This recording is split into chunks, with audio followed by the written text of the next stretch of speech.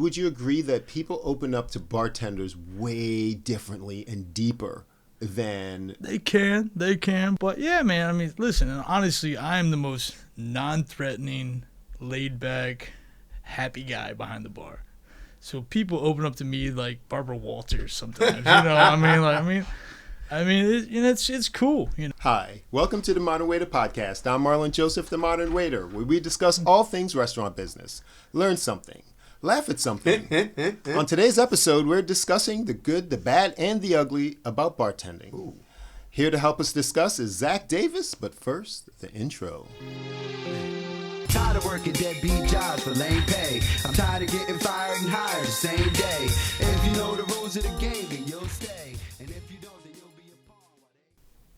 As usual, I'm joined by my good friend Danny DeVilla. What's up, people? You know, a few years ago, we did a show on 10 reasons why it's great to be a server. And we also did 8 reasons why being a waiter sucks. If you've never seen that, check it out. Just check it out. Well, actually heard that. We weren't on YouTube. Yeah. And before we start the show talking about YouTube, we are on YouTube. And so if you do enjoy our content, like and subscribe. It really does help us out to get us out to more people who enjoy this content, puts wind beneath our wings, and we can keep on going. Yes. And so thank you as we welcome Zach to the show. What's up, boys? brother? How you doing, guys? We've been wanting to find a show for you. Yeah. I'm glad to be here, man. Good. Yeah, man. And we can't fun. We can't do a show on bartending without a bartender. Yeah. Yes. Tell us about your Well, I'm your favorite bartender's favorite bartender. You know, I've been a kick-around guy. I've worked for John Waxman in New York, worked for Live Nation, downtown Fort Lauderdale.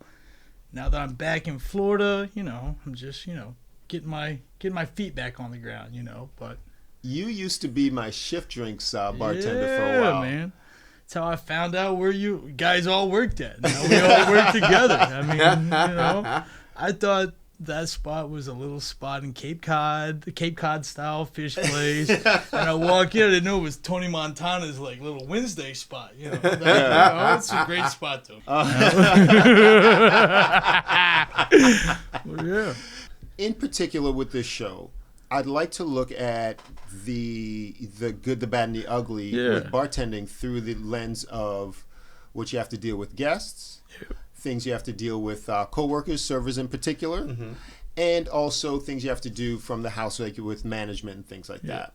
And so we're not here to burn any bridges or anything like that. It's just on topic. Yeah. And so let's start out with some of the challenges or the annoyances with dealing with guests in particular. With guests, I mean, like I've always said, sometimes my worst fear in guests is for gorgeous white girls with Ray-Bans and sundresses. I mean, like at the end of the day, like that, you know, that might murder me. You know, I just know at the end of the day that, you know, I mean, there hasn't been a lot of no's in their lives yet. You know what I mean? You know, I'm not trying to go there, but you know, so, I mean, there's always a tough guest. But, you know, everything can be killed with a smile, a joke. You know how I am, man. I mean, I use this platform as a way of just making people happy, you know. In particular, your scenario, we're talking about controlling expectations. Mm-hmm. When someone comes up and they, you know, you're busy, or even if you're not busy, and they want to try everything, or what do you recommend, or whatever. I find, for me, I don't know if this occurs for you, I find I can give you suggestions on food all day long. Mm-hmm. Yeah. When it comes to drinks, I find that to be a deeply personal... It is. It's very... Right? Because they're like, well, what do you like to drink? I go, well, what kind of alcohol do you drink? Let's start there. Everything, like, there's so many criterias. Like, I can throw out what I like to drink, but I drink like a sorority girl. I drink vodka sodas, I drink White Claws. Like, I have no... my drinking habits have no credit score. I mean, it's terrible. Terrible. That is hilarious. So for me, like, you know, you have to give me some criteria of what you want. Like, okay. Because all people are different. You know, and like these days since COVID, nobody wants any sugar, ever. Okay. Doesn't want anything sweet. We're watching our figure. We're watching our calories. We're Pilatesing it up. So I mean, like, there's so many different criterias of what they want to drink. It's harder than selling some mahi, you know, or a filet mignon, you know. I agree. You know. Now here's the thing: how do you handle that when someone is just a blank slate? Because for me, the pitfall really is. Yeah. They have the mentality that you suggested this. I may not like it, so now I want something else. Exactly. Yeah, exactly. So how do you handle when someone comes up and they say, "Oh, I don't know," and yeah, I mean it's tough. A lot of times, like, you know, I mean, I promote confident ordering. You know, nothing makes me happier than when somebody's confident in what they're ordering, and I respect it. You know, because I'm confident in what I order. You're confident in what you order.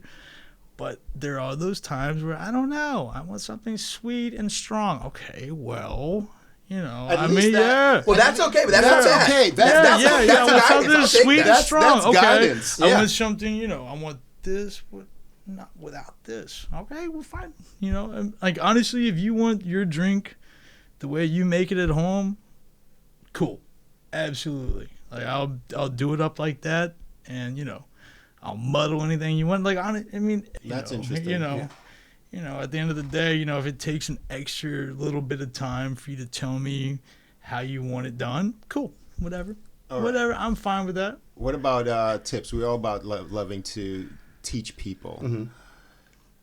Tell the audience how you would like someone to approach when they're not sure what they want to have.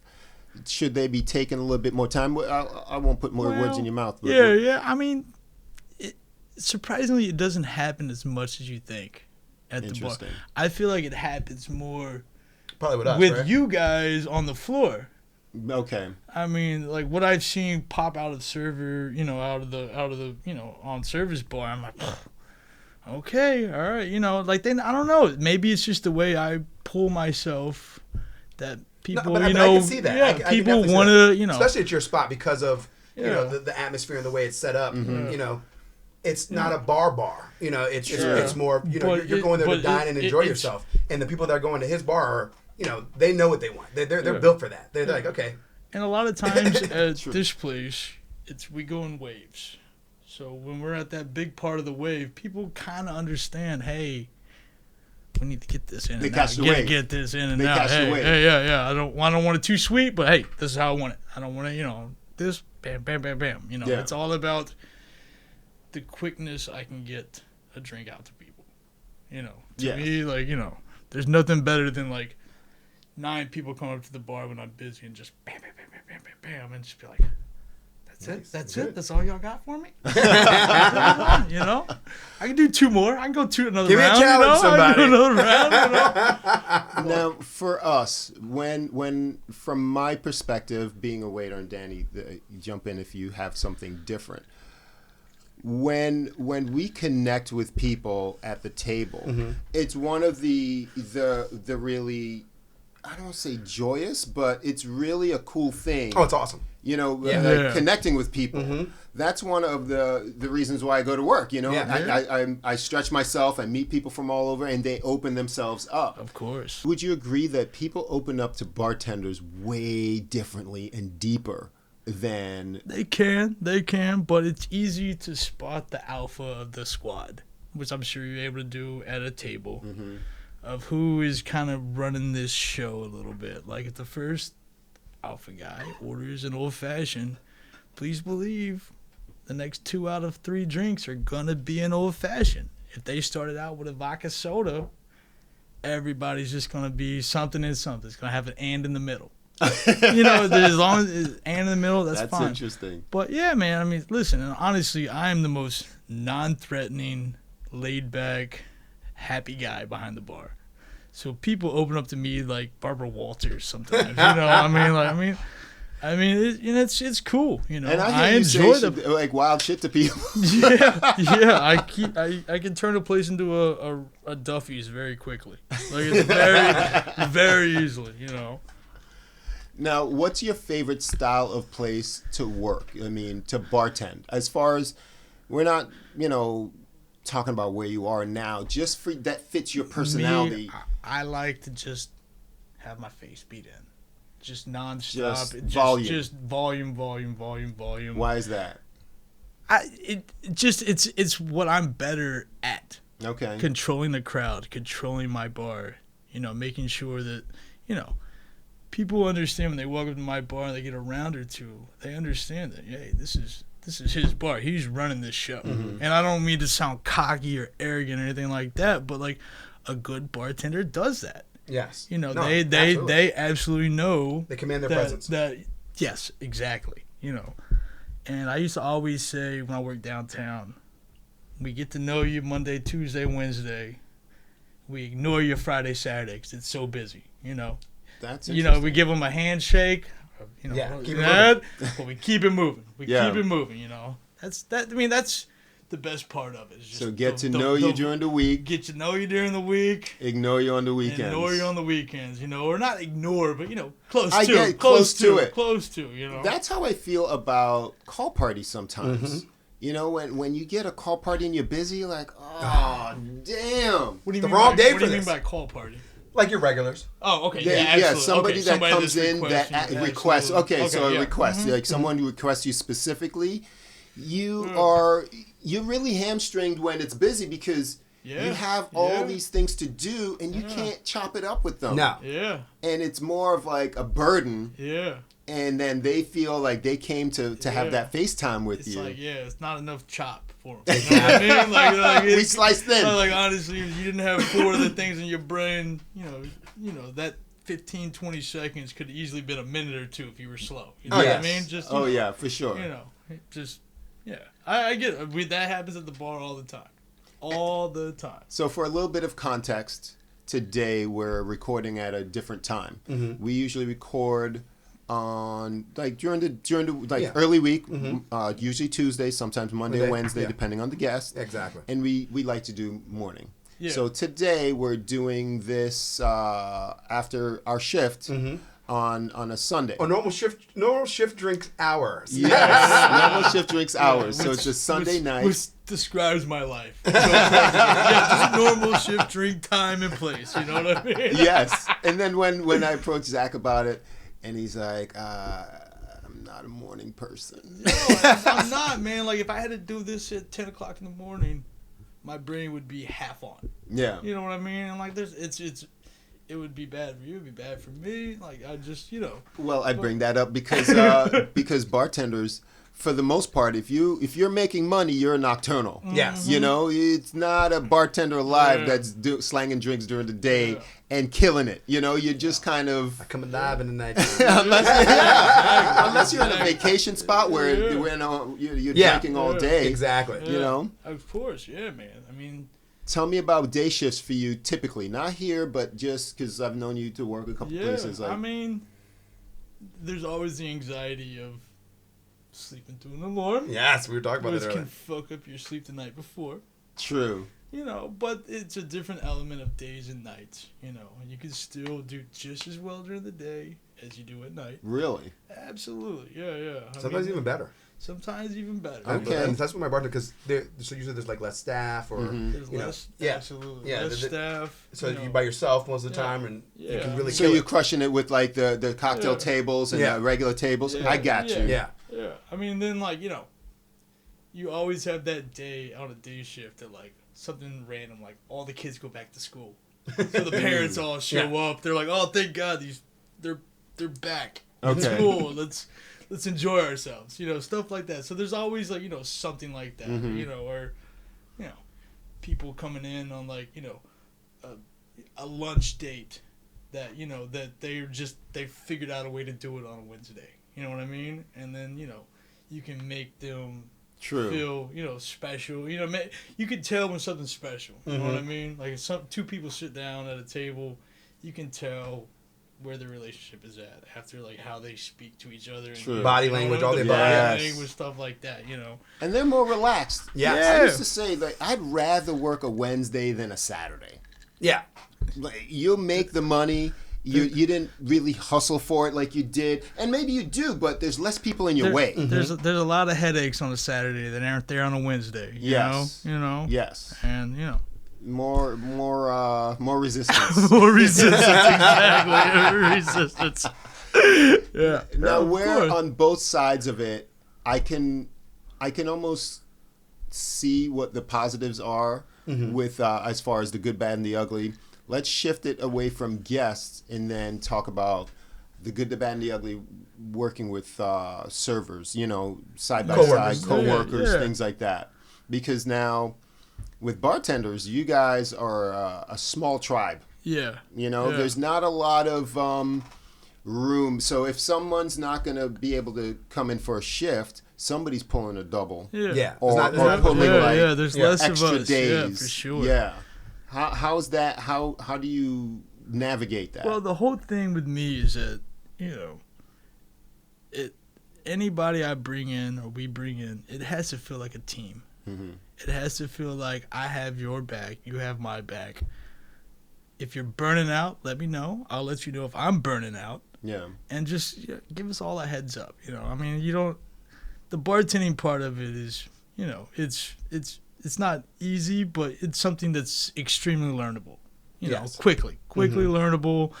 You can figure out your way of doing things and stuff like that. But I feel like with servers, there's so many that it's always like a looking out for yourself type of thing. Even though some places are different and stuff like that, but I feel like it's more of a team behind the bar. Okay. And I like that at this place where you guys pool and you guys take care of each other and stuff like that. Well, that doesn't exist at a lot of places. But I like the teamwork part of everything that's done behind the bar. That, that's how I look at it. To me, that's the major difference in being a waiter or a bartender, is the teamwork part, that it's always a team, You always have to work somebody else, usually, yes. Yeah, I mean, again, it's all the same dime, Now,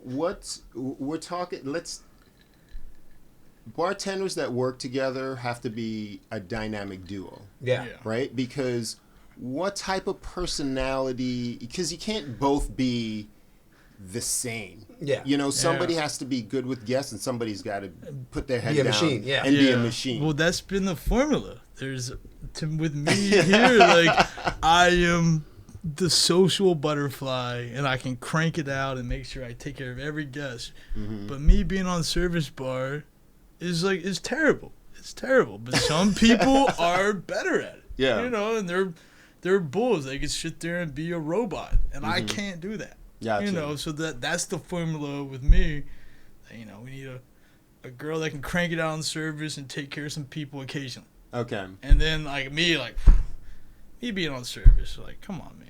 Come on. I'm the people guy. You know where your strengths lie. Yeah, exactly. It's like playing Peyton Manning at center. I'm not calling myself Peyton Manning. I'm just saying it as an example. It's the first athlete I thought of, But I like that. I like that. Yeah. You just you have to know your strengths and weaknesses. It's okay with calling yourself Peyton Manning if you need to. Listen, man, I don't have the forehead of that guy. I wish I did. Ashton, she was a bull on service. She was a monster. Yeah. And when I worked at Taco Crab, we had just killers on service. Yeah. That's all they wanted to do. They were like, I can help you out as much as you want, but I'm on service. You do the rest. Cool. At least we know our rules. Or right down the middle. Perfect. Well, yeah. Okay, so let's think about what's the annoying part of working in such a small group. Well, here's the thing. You talking about a group or just in the restaurant? Well, you guys are a group. I mean, we're a group. Yeah. Well, it's like once you duo get it all figured out so much behind the bar, all of a sudden you're on your own island, and they know nobody has to check up on you. But then sometimes if you need something, man, all of a sudden you're on that island. Okay. You're flagging down. I see what you're stuff saying. like that. So what yeah. you're saying is that you can't necessarily always leave the bar. You're on an island physically. You're on an island physically. Okay. We've all called it that for years. Like, just like those are still you on an island and leave you there. Gotcha. No checking in, no hey. There's no. You're just on an island. You just got to figure it out. So you need a way to throw up the SOS. yeah. I need espresso. I need just anything small can become like the biggest problem ever. Okay. Like I need espresso. Yes. Avoid just anything small can just become the biggest problem in the world because you want to be left alone. But then again, though, like, you check in on me. But again, if you check in on me at the wrong time, shit, I might be like, get the fuck out of my water. Jesus Christ, man. That's Too much. balance. Jesus Christ, man. Unless you have some paperwork to do or whatever be is going close on. To be far. Yeah, be close to be far. Come to me when I need you. I need you in line of sight. But if I don't need you, maybe that's the prima donna in me. Like, I don't know, man. But like I can handle a lot. But then like I don't know, man. Like just being on an island can be tough sometimes. And you've seen bars before where it's just bartenders just on an island. Yeah. And you just that's what we do. That's how we make our money. Volume. Yeah, you gotta have asses in the seats. You gotta have asses in the seats. When the ass in the seats, you gotta have them boozing. That's right. When you said, you're left on an island, were you speaking specifically that management has left you on an island? Or just the restaurant, just in general. Okay. Okay. Because a lot of times, guys like you, Bard, Coop, stuff like that, can ask me, "Hey, do you need anything?" Mm-hmm. And at that time, I don't need shit from you. Yeah. Don't need a word. Thank you for asking. But then, as soon as you guys walk away, I'm like, "Fuck, I need something now." Yeah. This is what I need." And it's just like, it's just a cause and effect of the job. Like, there's nothing you can do about it. Nothing There's nothing you can do about it. And that's a lot. That I find that to be true about the restaurant business, right? Oh yeah, exactly. Just in restaurant in general, and even as a server. Yes, and sometimes it takes longer to explain what you want than doing that's it where yourself. the issue lies. Exactly. That's you gotta explain how you want it done too. Because I can be in the weeds sometimes, or not even in the weeds, but on the cusp. Yes. And be like, "Are you okay?" And I'm like, "I just need you to leave me alone for a second." Yeah. If I try to tell you, I don't know if I'm okay. You're gonna sink me. I need to get out. Or they could be like, "Do you need anything?" And you tell them to do something like, you ask them to do something just so small, and then they're like, "Okay, well, yeah, that's awesome." But I was like, "Man, it would have been so much fucking better if I just would have had him do this instead." You know what I mean? Like, that's the worst part. Like, oh, because your brain gets scattered because you got so much stuff in your head and stuff. I'll give you an example. I wasn't weeded, but I had to stay in the kitchen for something. Mm-hmm. And a guest had asked me for a check, which I had in my apron. Yeah. A coworker came by and I said, "Hey, give this to one whatever for me." Mm-hmm. And then so he leaves and I'm still waiting and I go, it's like, okay, I got to go out and grab that check. I go, I don't see it on the table. So I'm looking around, blah, blah, blah, blah. And he comes down, he said, "Why'd you ask me to give this to him?" I go, "Because it's their check." He's like, "Why didn't you do it?" I go, "Because I asked you to do it. I had to stay in the kitchen." He's like, "Oh, I was on my way." I was like, "I'm here now." Yeah. But it was innocent because you just really wanted to find out what was going on. Yeah. But sometimes, and he's that same person that he never asked for help. Mm-hmm. But if he asks you for something, it's like... Yeah, it's like life or death. It feels life or death. To that point where you're like, ugh. And sometimes it takes that extra 12 seconds to even assess what it is that you need, and if it's important enough to tell this person to do it and do it this way and this and that, then you're just like, okay, I'll just take the 8 seconds and just do it myself. Yeah, of course. That's okay. So getting back to the minefield that we call management. Now, never been a bartender, but I find that it's not necessarily the interjection that of management that really makes the job of bartending cumbersome. It's sometimes the decisions that they make behind the scenes, and then you have to execute it.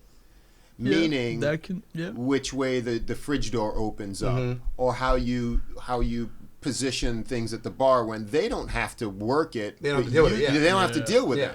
And so there's some functionality things that you have to deal with. There's nothing better at a bar than being at an efficient bar.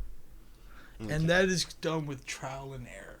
Okay. It's not done by some guy that's just there to, put it together to make it look organized and stuff like that. It's trial and error.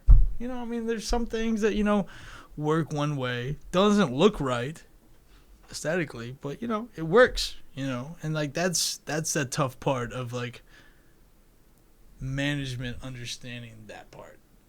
And me, and then me seeing where they're coming from as well. But, some of things just don't look right but work, True. Here's the thing. It is a dance because of course, management has considerations that we would never have. Mm-hmm. So absolutely, it's not for us to just bulldoze and say, oh, it should be done this way, because they have a more high level view than we do. Yep. So having that dance, you should be able to kick it up a little bit and say, hey, this really, isn't necessarily helping me out. It's making this. And so if you have someone that's able to acknowledge that and say, okay, let's try it, like you said, trial and error, and give it an honest shot, then saying, oh, well, this is the way I want it, and then you kind of... Then you're in a jam, You're in a jam, it or jams you're you in up that resistance. It could just be anything small. If you, if you're selling a lot of one thing and, then put it close by. It doesn't have to be far away. You know what I mean? Just simple little things like that can go a long way with a bartender. It can save you, because you're talking about seconds sometimes and shit. You're trying every second counts. True. And it's all about being efficient. And I've come in, I used to work at bars where you make 3-4 drinks at a time. Because you had the room and you had the materials to do that. And you were pouring all 4 drinks, handing them out garnish at the same time. Well, a lot of bars aren't set up for that, and that's fine because they do more volume than that. So there's always a volume between aesthetic thing. You have to figure that part of it out. Are you referring to? Sometimes I've gone to a few places, and when I see the type of cocktails that they make, I'm like, ooh, this is gonna be a long time. Yeah. They're making a hell of a drink. It looks delicious, but that's a 4-minute drink right there. That's a 4 minute times 5. Yes. Yeah. So you have to build them together. And me, when I used to build multiple drinks at a time, I went back to the most elementary shit in the world. I remembered the alphabet above the chalkboard, and I go A, and I do it by the letters, and I'd always have it totally figured out. That was the way that I put it together to build multiple drinks. But some places, are just not set up for that. It's easy to build multiple drinks at a time if you've learned how to do that. But then sometimes you're behind a bar that you're just like, oh shit, it's gonna be one at a time. It's gonna be 4 shakes. We're gonna shake one, and we're gonna shake the second, we're gonna shake the third, and we're gonna stir the fourth.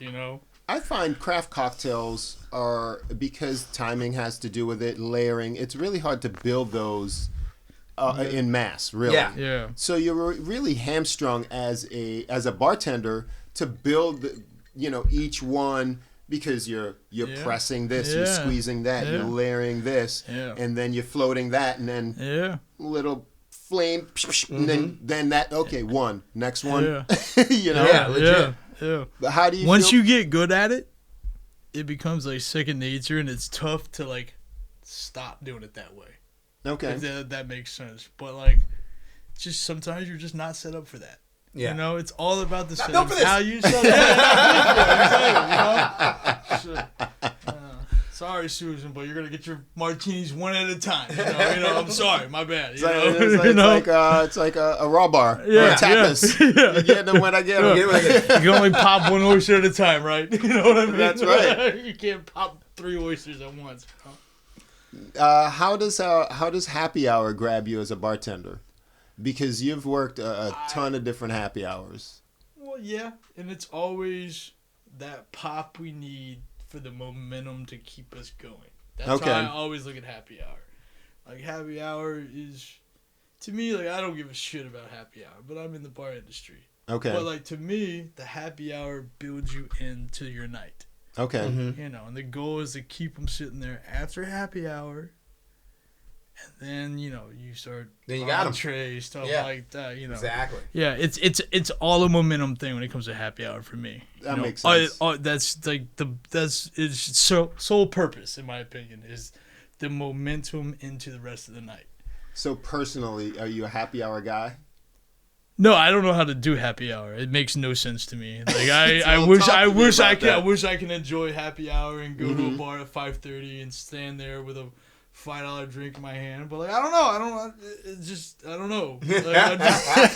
weird. You know. It's like I don't get it. You know. It's like a horse going to a horse track. You know, I don't know. Now I'm calling myself a horse now. But like, you know, it's like a horse being like, what the fuck's going on in this horse track? It makes no sense. Like, why would they be a horse? Yeah, okay. Where are they running to? What are they running for? Why are they running in that circle? Like, why are they running that circle and shit? I mean, there's just plenty of room out here, you know? You know what I mean? That's how I feel, you know? I mean, I can still go to a happy hour on occasions like, with friends, but me just showing up to a happy hour, I don't know. Well, cool.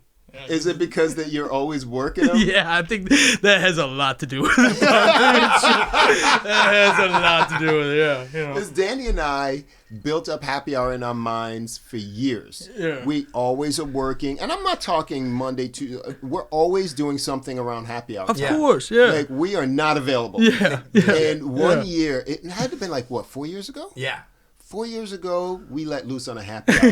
Did not know how to act. Yeah. It was bad. It was bad because we're so used to drinking. We didn't have and then we did Martini Monday. Yo. We're doing it after work. We were finished by like 9 o'clock, yo. And you hit that moment. Are we gonna go pass out? Or are we gonna keep this shit going? Exactly. And like that's the worst idea for 3 single guys to have. Of course you're gonna keep it going. You know, we don't have a wife at home being like, hey, we're like, okay, we'll keep it going. It's tough because you want to revert back to the time that you're normally doing stuff, right? Yeah. And so when you're in happy hour and you started drinking at day's light, you're reverting to the 2:30, 3 o'clock in the morning finish time. You're not making it. Yeah, or not like, even close. Because we were crushing. But like we're stepping into a happy hour like it's after work. Yes. You know, you had the after work drink at 11 o'clock and so you're catching up. Yes.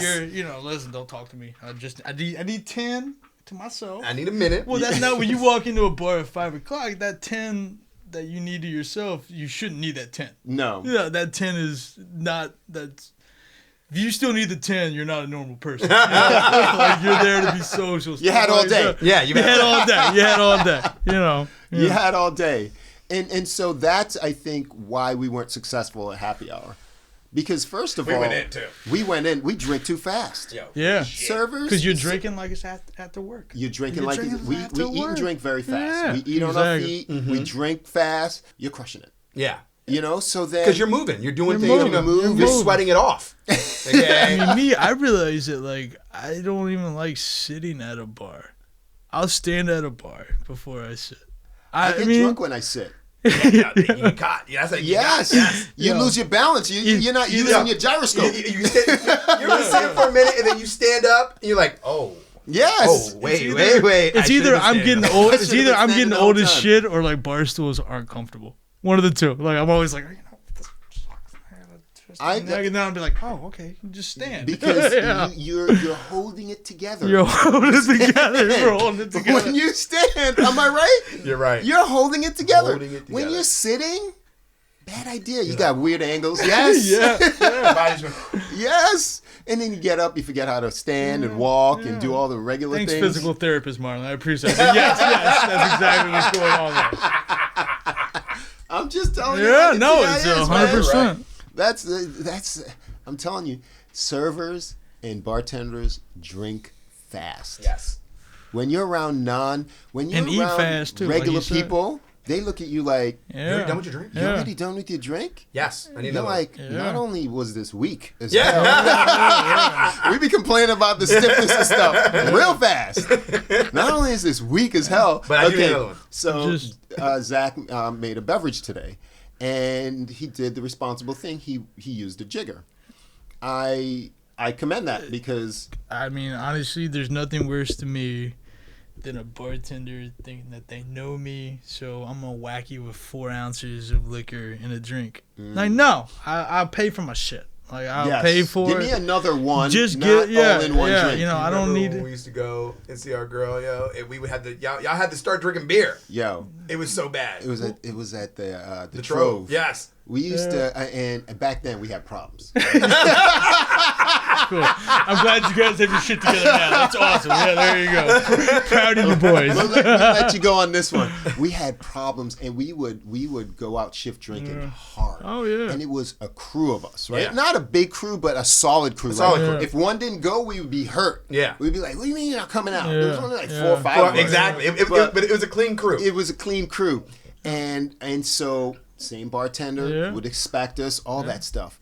She would hit us over the head with these drinks, and we like alcohol, like the mixed the drink. taste. Yeah. The taste. We were there for the taste, not for the. It would be like the long pour. and she'd be talking to you and doing this, and you're like, Tell me about every table. yeah, you had. hold up, and it then goes, and then the little splash, which not even contributing color at that point. it was mean. It was me. It wasn't even nice. Yo, so much so, I started drinking beer. Yeah. Like, you can't fuck the, and then she'd be like, "Oh, how about a shot?" No. And then start calling you names. Yes. Yeah. Well, when I worked downtown, I would say when you worked in that downtown area, 7 out of 10 people who were under the age of 30 knew who the fuck you were. Yeah. And so the GM of America's Backyard was like, well, only drink beer when you go out. And I was like, well, I fucking hate beer. Or like, okay, well, why? And they're like, because somebody's always going to buy you a shot. There's always going to be shots in there. You can't be doing shots and liquor at the same time. Oh, no. You can't. Bad Hell combo. no. Hell no. Tell him that. Tell me that as well. I know. Yeah. Yeah, man. Unbelievable. Well, thank you so much, Yeah, man. it We're was going to fun. have to chop it was up fun, again. man. Yeah. Yeah, man. And let us know what your What my 5-year plan is. I'll get right back to you. Okay. I'll get right back to you. At this point, I'm talking to. Sorry, Mom. I'm sorry. Yeah, I'm still a bartender. I know. Reach out to us if you do drink and your bartender whacks you over the head. Your favorite bartender whacks you over the head with some stiff drinks. Let us know what it is and what's that like for you. Absolutely. We're definitely interested. Reach out to us. I am a good follow on Instagram, although I've been told I've been slacking lately, but your boy's busy. Not really, but people be complaining. Mostly I just I slack, so I can't say anything. You never started, so how can I'm you not slack? existent. I'm themodernwaiter@gmail.com.